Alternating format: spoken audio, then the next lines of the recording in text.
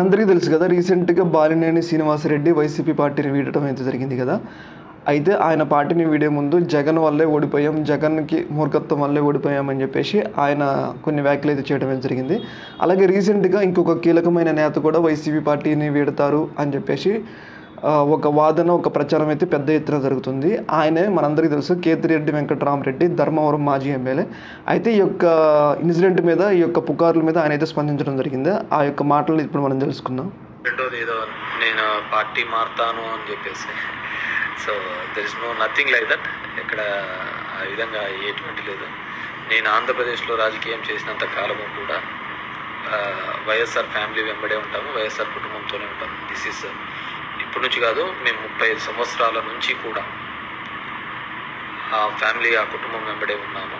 ఎటువంటి పదవులు లేనప్పుడు ఉన్నాము, వాళ్ళ కష్టాల్లో ఉన్నప్పుడు ఉన్నాము, ఇబ్బందుల్లో ఉన్నప్పుడు ఉన్నాము. ఎలవెల్లా ఆ కుటుంబానికి తోడుగా ఉన్నాము. ఈరోజు వాళ్ళ కుటుంబంలో ఉన్న వాళ్ళే పక్కకు పోయినారు తప్ప మేము ఎక్కడికి పోలేదు. సో మేము ఎక్కడికి పోవటం లేదు. I will be with YSR party only. So దానికి ఎటువంటి ఇది లేదు.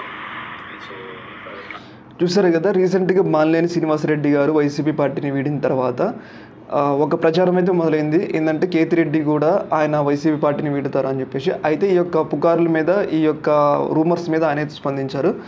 నేను పార్టీ మారట్లేదు, దాదాపు 35 సంవత్సరాల నుంచి అటు వైఎస్ఆర్తో ఉన్నా, ఇప్పుడు జగన్మోహన్ రెడ్డితో ఉన్నా, పార్టీలు అధికారం లేకపోయినా కానీ మేము ఆయన వెంటే నడుస్తాం, ఆయనతోనే ఉంటామని చెప్పేసి ఆయన అయితే చెప్పడం జరిగింది. అంటే రీసెంట్గా ఒక వాదన అయితే బాగా వినిపిస్తుంది, వెంకటరామరెడ్డి గారు కేతిరెడ్డి కూడా వెళ్తారు అని చెప్పేసి. అయితే వాటి మీద ఆయన అయితే ఖండించడం అయితే జరిగింది.